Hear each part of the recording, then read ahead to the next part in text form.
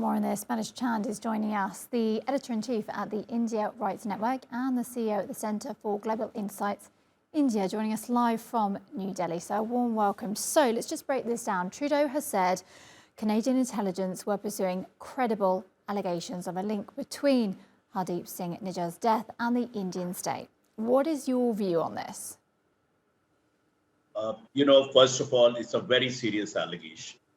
It's a direct finger pointing at the Indian government, that is going to further worsen India-Canada relations, which are already under severe stress.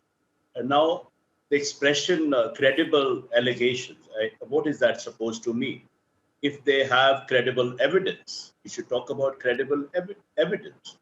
Now, if the Canadian intelligence and the Canadian government has credible evidence linking India or the agents of the Indian government with the killing of Hardeep Singh Nijjar, they should share it rather than making a public announcement of it.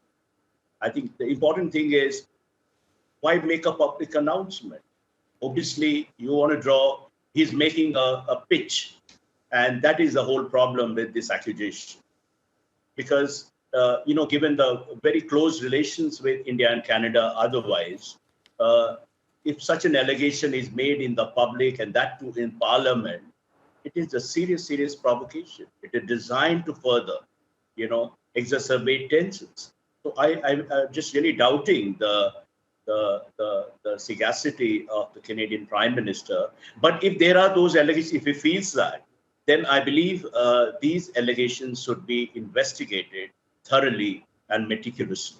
Okay, let's talk about the Indian side, because they've said that Canada had long provided shelter to Khalistani terrorists and extremists as well, who threaten India's security. Do you agree with that?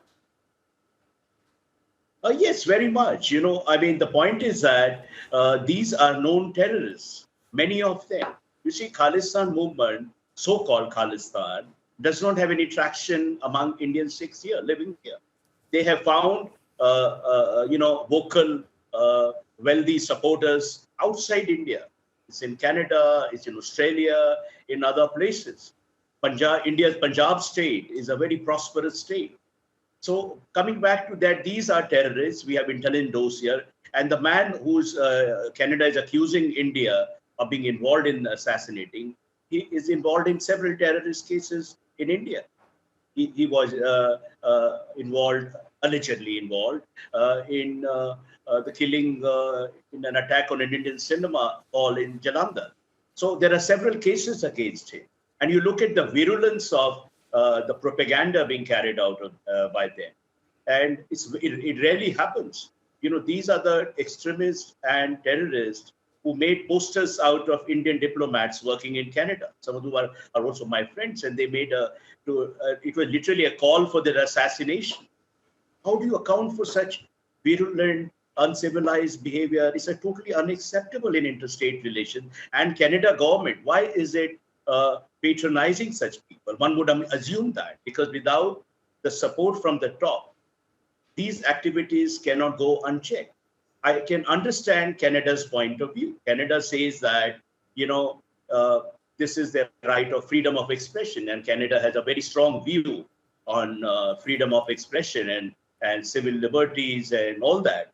But we got to ask, and everyone, right-minded person should ask, does freedom of expression means freedom to terrorize, freedom of terrorism, freedom of misleading propaganda? This is not just India's point of view.